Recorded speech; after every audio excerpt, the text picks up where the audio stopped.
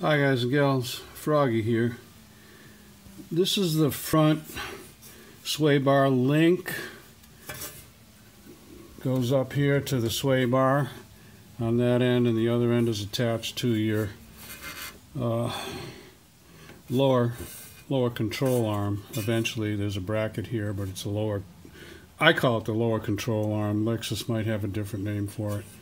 And somehow or another on this car, on the other side, the nut came off of the of this stud, so I had to go and get the right nut. And this is not automotive, but I think it'll do the job. And don't worry about this cheesy lock washer. I'm going to put some blue Loctite on it. But this is a M10. No.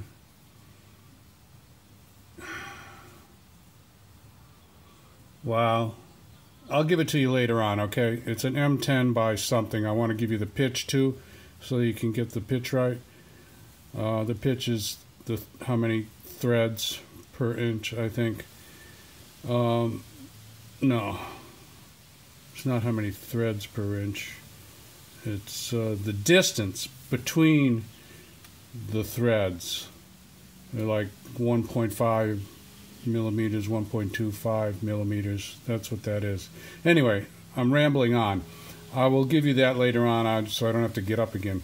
Anyway, this side is pretty good. There is an Allen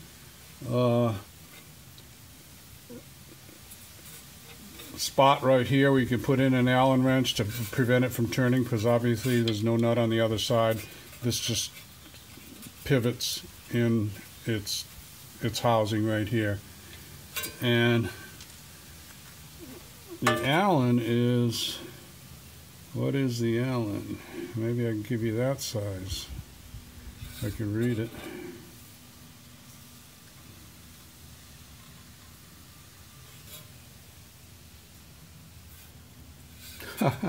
Froggy's not having much luck today with the sizes. Hold on.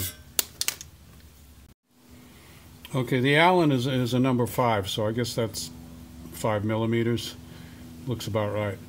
Anyway, I'm going to put this side on with some blue Loctite, and then I'll go over the other side. The other side is a little more interesting because I'm going to chase the threads, because as the nut worked itself off, it kind of rubbed and damaged the threads, so I got to fix them before I put a new nut on. All right, so let me get this done. Okay, we're done. I put 38 pounds on there, and I think it calls for 37 in the factory service manual, but you guys and gals should know that torque wrenches are plus or minus a small percentage, like usually plus or minus 3 or 4%. So I go a little extra. That should stay on there with blue Loctite. And what I used a crow's foot to get on there. Actually, I thought I was going to be able to use a crow's foot and still get the Allen in the end, but I could not. But I was getting a click on the torque spec, so I'm happy. Let's do the other side.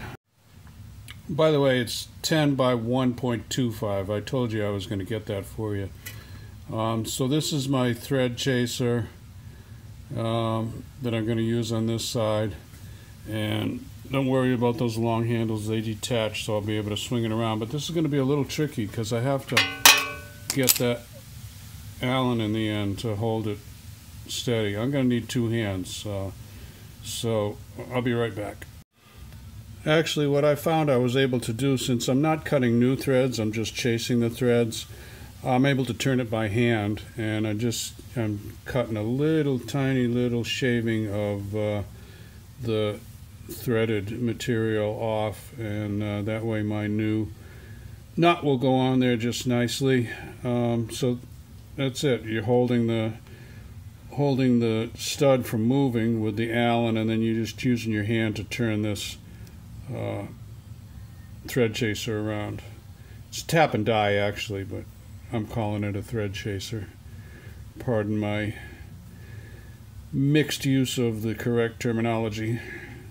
Maybe you can see how nice those threads look now. I should have given you a before and after, sorry, but they were right in here. They were kind of, the sharp outer point was kind of rounded down, and it just I couldn't put a nut on there. I knew as soon as I started putting it on that it wasn't. Well, I probably would have been able to get it on there okay. I don't think it would have cross-threaded, but I just didn't like the feel of it. So now we've got good threads. We'll put this one back together the way we did the other side, and I was able to show you chasing or tap and die, cutting some cleaning up the threads is what it's called. Not cutting new threads, cleaning up the threads. You should do that if you can get your hands on that particular tool set. Okay, this is interesting, guys and gals, so I want to show you this. I'm trying to get my torque spec on that nut right there. There's the crow's foot. In order to get the Allen into the center of the stud to hold it, I had to put this extension on there. And now I can get the Allen in.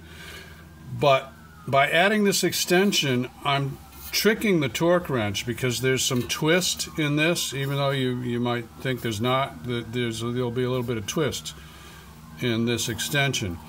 So if you're going to do this, go up on your torque spec. So I'm going up from 35 to 40 or 37 to 40, whatever.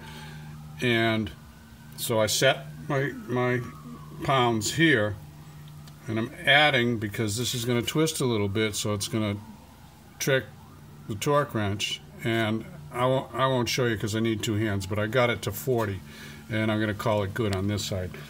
So there you go. Give me a thumbs up or a like if this helps you out. Subscribe to my channel if you want more from Froggy, and thank you for viewing. I'll see you later, guys and gals. Have a great day. Have a great weekend. Have fun and be safe. Bye-bye. Froggy out.